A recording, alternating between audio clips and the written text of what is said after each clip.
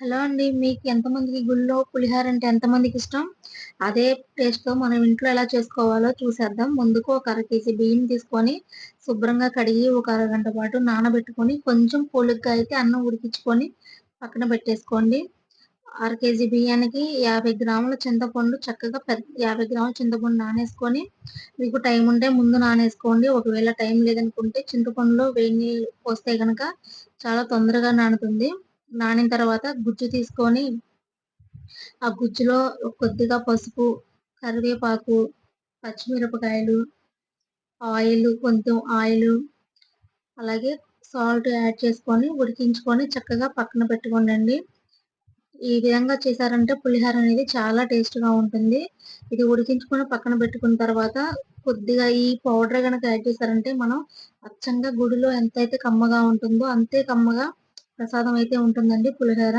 కొంచెం ఒక అర స్పూను మెంతులు, ఒక అర స్పూను మిరియాలు, ఒక స్పూను ధనియాలు, ఒక హాఫ్ స్పూన్ జీలకర్ర యాడ్ చేసి లైట్‌గా కలర్ మారేంత వరకు వేయించుకొని పక్కన పెట్టుకొని, పొడి చేసుకొని పక్కన పెట్టుకోనండి. పక్కన పెట్టుకున్నాక పులిహోరలోకి తాలింపయితే పెట్టేసుకుందాం ముందే. వేరుశనగ నూనె తీసుకోండి. ఇది మీరు ప్యాకెట్లు కొనుక్కొచ్చేదానికన్నా గానుగ దగ్గర పట్టించుకుంటే ఆ టేస్ట్ అయితే చాలా బావుంటుంది. ఒకసారి అలా పట్టించుకొచ్చి చూడండి. ఇంకా మీరెప్పుడు బయట ప్యాకెట్స్ అయితే కొని వాడరు. అందులో శనగ నూనె పోసిన తర్వాత ఆయిల్ అనేది కొంచెం కాలాలండి. లేకపోతే తర్వాత స్మెల్ అయితే పచ్చి వాసన అయితే వస్తా ఉంటుంది. నూనె కాగిన తర్వాత దాంట్లోకి మీరు శనక్కాయ పప్పులు ఎక్కువ ఇష్టపడితే కొన్ని ఎక్కువ ఏసుకోండి. శనక్కాయ పప్పులు కొద్దిగా వేగిన తర్వాత దానిలోకి పచ్చెనగపప్పు, తాలింపు గింజలు వేసేసి అవి గూడా చక్కగా వేయించుకున్నాక కొన్ని పచ్చిమిరపకాయలు, అలాగే కొన్ని ఎండుమిరపకాయలు, కరివేపాకు వేసి చక్కగా ఫ్రై చేసుకోండి. కరివేపాకనేది చక్కగా ఫ్రై అయిపోయేదాకా వేయించుకున్న తర్వాత దీంట్లో చివరికి ఇంగువండి. ఇంగువే మెయిన్. మనం పులిహోర చేసేది కదా! టేస్ట్ అంతా ఇంగువలోనే ఉంటుంది. ఒక హాఫ్ స్పూన్ ఇంగువైతే యాడ్ చేసుకొని మంచిగా పక్కన పెట్టేసుకోండి.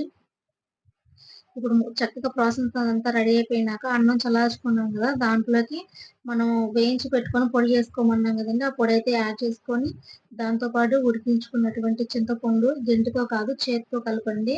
ఒకవేళ వేడిగా ఉంటే ఫస్ట్ గెంటుతో తిప్పిన తర్వాత చేత్తో కలిపేసి శుభ్రంగా కలిపిన తర్వాత తాలింపు పెట్టుకున్నాం గదండీ! ఆ పోపంతా ఇందులో వేసి చక్కగా కలుపుకోండండి. టేస్ట్ అయితే చాలా బావుంటుంది. అచ్చం గుడిలో ఏ టేస్ట్ అయితే ఉంటుందో అదే టేస్ట్ అయితే ఉంటుంది. ఈ వీడియో గనక మీకు నచ్చినట్లయితే ప్లీజ్ మన వీడియోకి లైక్ చేసి సబ్స్క్రైబ్ చేసుకోండండి మన ఛానెల్‌ని.